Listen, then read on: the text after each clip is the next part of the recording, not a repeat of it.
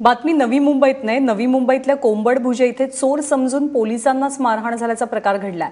यामध्ये 7 पोलीस जखमी झालेले असून 2 पोलीस कर्मचारी गंभीर जखमी आहेत।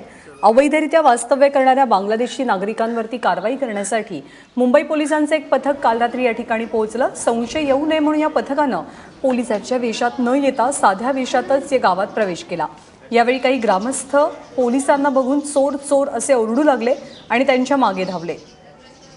गर्दी जमा झाल्यावर लोकांनी काठी आणि बांबू आणि लाथाबुक्क्यांनी पोलिसांना मारहाण केली। सध्या पोलिसांना रुग्णालयात दाखल करण्यात आले असून या प्रकरणी मारहाण करणाऱ्यांविरोधात गुन्हा दाखल झाला। काय माहिती का, आज 5 ते 6 महिन्यापूर्वीपासून गावामध्ये चोऱ्यांचा प्रकार चालू आहे। त्याच्यामुळे तुझं उलव्या आपले तरगरला पण चोरी झालेली आहे, कोंबडभुजामध्ये झालेली आहे, मोयामध्ये पण चोरी झाली। 4 गावामध्ये चोऱ्यांचा प्रकार चालू आहे। त्यामुळे लोकांमध्ये दहशत झालेली आहे।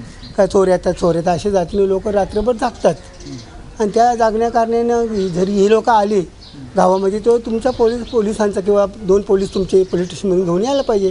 काय दुसऱ्याच्या हद्दीमध्ये यायचं तर उद्या सरपंच आहे, पोलीस पाटील आहे, यांना ते विचारलं पाहिजे ना, बाबा मला तुमच्यावर असं जायचं आहे म्हणून।